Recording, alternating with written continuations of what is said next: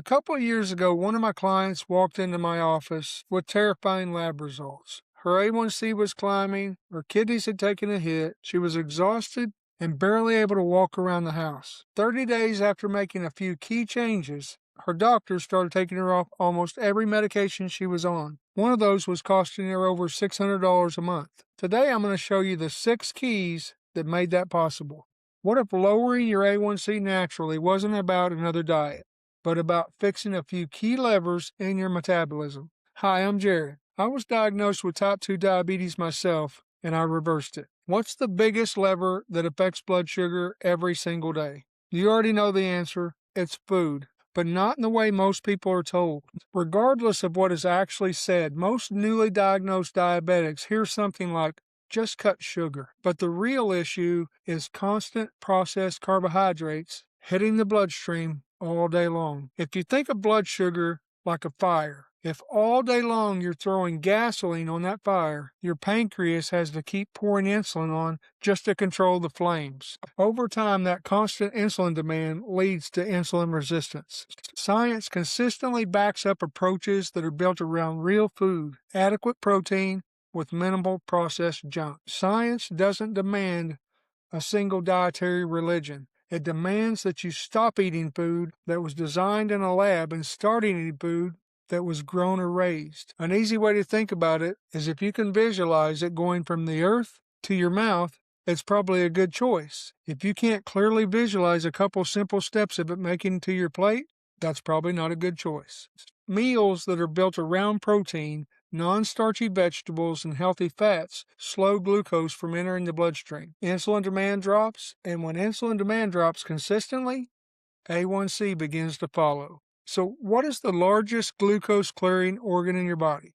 Your muscles, right? Muscles act like a sponge for glucose. Every time you contract a muscle, glucose can move into the cell, and it doesn't require insulin to do it. That's why people notice this. They check their glucose, go for a short walk, and their numbers drop. That's not burning calories. That's metabolic physiology. One of my clients, Stephen, started doing something incredibly simple. He walked after dinner most nights. Not miles, just steady, consistent walking. Over time, his blood sugar stabilized. His medications were gradually reduced, and eventually he came off of every one of them. You don't need extreme workouts. You do need consistent movement. Walking, resistance training, body weight work, movement after meals. Small levers move big numbers. Could poor sleep be pushing your sugar higher? Absolutely. One night of poor sleep increases insulin resistance. Cortisol rises, fasting glucose rises, cravings go up. Your body repairs insulin sensitivity during deep sleep. When sleep is disrupted,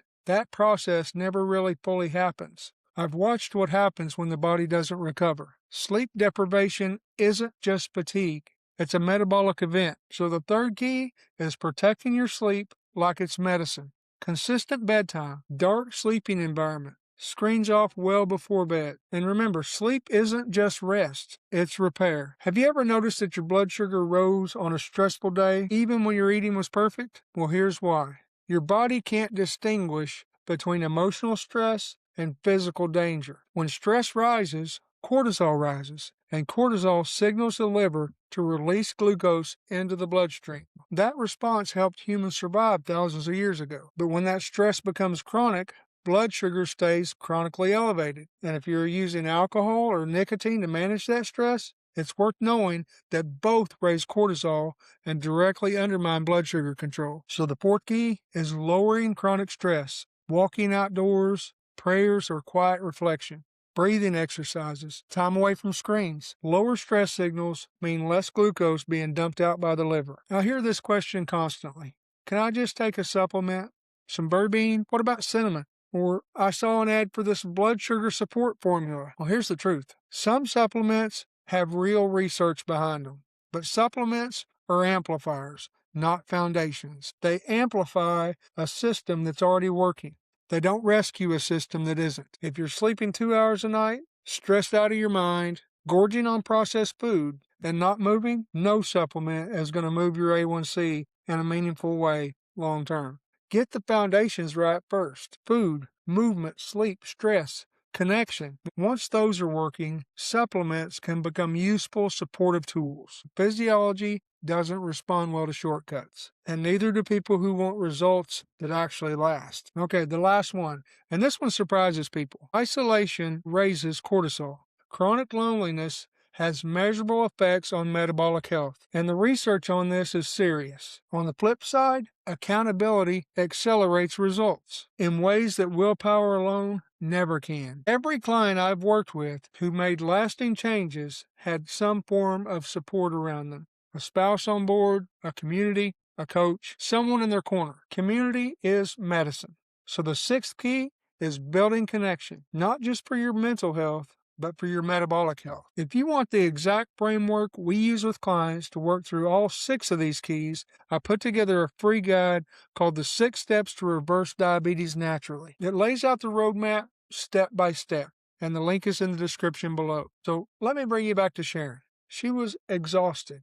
Her labs were scary. Her kidneys had taken a hit. She could barely walk around her house. We focused on the foundations: real food, movement, sleep, stress, community. We removed the things that were working against her. Nothing extreme. 30 days later, her doctor started pulling meds, one of them that was costing her over $600 a month.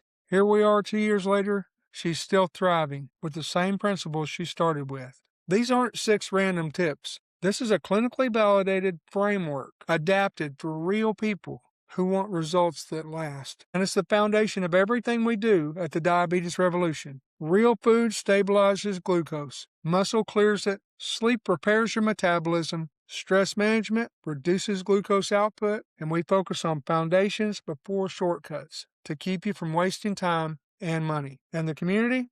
It keeps you in the game long enough for all of it to matter. But there's one habit that can lower blood sugar within minutes of doing it, and most people overlook it completely. I made a full video breaking down exactly how it works and how to use it to move your numbers. Thanks for watching. I'll see you in the next video.